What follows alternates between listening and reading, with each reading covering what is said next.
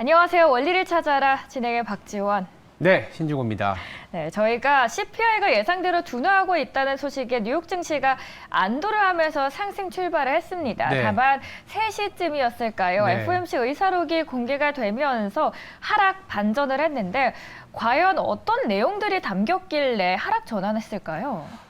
기본적으로 이제 장 전에 발표된 이 CPI는 이 시장 예상치가 5.2% 수준이었는데 5% 나오면서 강하게 상승 출발은 했습니다. 근데 이제 상승 출발하고도 조금 밀렸었다가 다시 올라가다 다시 밀렸던 이런 상황인데요. 초반에 밀린 거는 근원 CPI는 그래도 좀 높은 수준 5.6%가 나오다 보니까 아직 연준이 긴축을 하겠구나. 그래서 5월 FOMC에서 25bp 금리 인상의 확률이 70% 가까이 되다 보니까 당장은 좀 안심할 수 있는 수준은 아니다.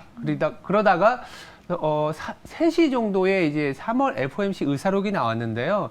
원론적인 얘기는 있었습니다. 아직은 이제 물가가 2%까지 가기에는 조금 더 시간이 필요하고 긴축을 더 해야 된다라는 얘기와 함께 의사록에 새로운 단어가 들어왔어요. 마일드 리세션. 그러니까 완만한 경기 침체라는 이런 리세션 단어가 들어가면서 이게 좀 경기 둔화에 대한 좀 우려를 부각시키고 더불어서 주가도 장 막판에 하락을 하면서 끝났습니다. 정말 단어 하나로 시장이 어떻게 해석하는지에 네. 따라서 시장의 모습이 바뀝니다. 저희 첫 번째 이슈로 파이낸셜 타임스의 CPI 이슈부터 짚고 넘어가도록 하죠. 제목 이렇습니다. US inflation eased to lowest level. 미국의 인플레이션 지표가 큰 폭으로 낮아졌다라는 헤드라인입니다. 본문 함께 들어가 보시면 Federal Reserve, 연준의 이야기가 나오는데요. FOMC 이전에 연준의 의중을 마지막으로 가늠해 볼 수 있는 지표이기 때문입니다. 키팍스 보도록 하죠. 미국 CPI가 약 2년 만에 최저치인 5%로 떨어지면서 물가 상승이 어느 정도 진정됐다라는 평가를 받았습니다. 가장 큰 영향이 뭐였을까 살펴봤더니 바로 에너지 가격이 폭락한 영향이 컸습니다. 다만 에너지나 식품을 제외한 걸 근원 CPI라고 하는데요. 근원 CPI가 헤드라인 CPI를 웃돌면서 아직 방심하기에는 좀 이르다라는 지적이 나옵니다. 실제로 외신에서도 연준이 5월에 금리 인상을 포기하기에는 충분치 않다라고 보도를 했는데요. 어떤 발언들이 있었을지는 킥박스 보도록 하죠. 시티그룹에서는 우선 이렇게 이야기를 합니다. 근원 CPI가 상승하면서 연준의 금리 인상 재개에 근거를 제공했었다라고 밝혔고요.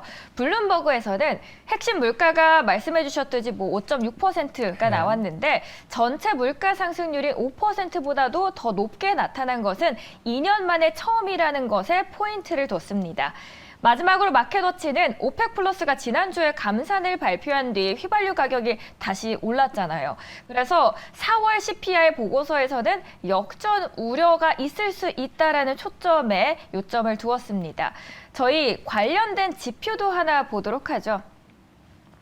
실제로 CPI의 차트를 보면 연준이 금리를 결정할 때 보는 근원 CPI는 올랐습니다.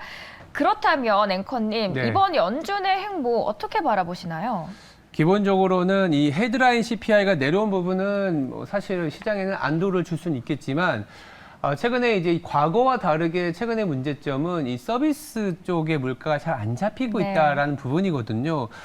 전날에 나왔었던 CPI에 그래도 좀 고무적이었던 거는 파월이 좋아하는 주목하고 있는 주거비 제외 CPI 같은 경우에는 0.5%에서 0.4%로 소폭 둔화됐다는 모습이 나오지만 이 4월 CPI가 나오는 5월에는 이게 생각보다 지금 주거비 둔화 속도가 너무 완만하다라는 부분과 함께 4월 달에 이제 조금 우려스러운 거는 오펙 플러스 감산에 이제 유가 급등으로 인해서 헤드라인 CPI도 5월 달은 다시 올라갈 수 있지 않겠냐. 그러다 보니까 연준이 지금 긴축을 사실 이제 5월에 동결의 가능성을 보는 투자자들도 있었는데 동결보다는 25bp 올리는 거가 조금은 더 확률적으로 높은 게 아닌가라는 생각을 많이들 하고 계십니다.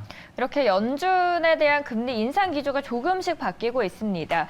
한편 오마하의 현인 워렌 버핏이 CNBC와 인터뷰를 한 내용을 한번 들고 와 봤는데요. 네.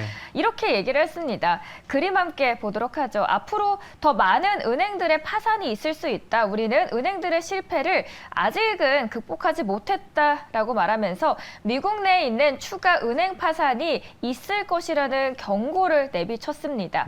은행 위기가 만약에 추가적으로 발생을 한다면 연준에게는 어떤 타격이 있을까요? 연준 입장에서는 은행 위기로 인해서 긴축의 고삐를 좀 줄일 수는 있어요.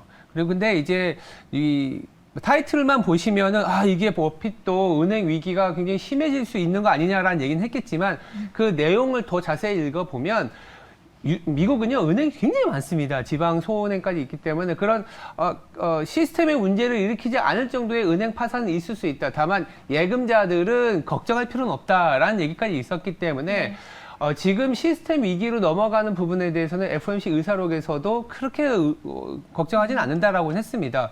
그래서 조금은 타이틀을 좀 자극적으로 뽑긴 했지만 사실은 그렇게 예금자들 그리고 금융권 시스템이 부각되는 건 아니다라는 어떤 그런 코멘트가 있었기 때문에 크게 걱정은 안 하셔도 될 것 같아요. 네, 헤드라인은 다소 자극적이긴 했지만 그래도 구체적으로 안으로 들어갔을 때 예금자들의 돈은 그래도 아직까지는 지킬 네. 수 있을 정도다라고 정리를 해주셨습니다.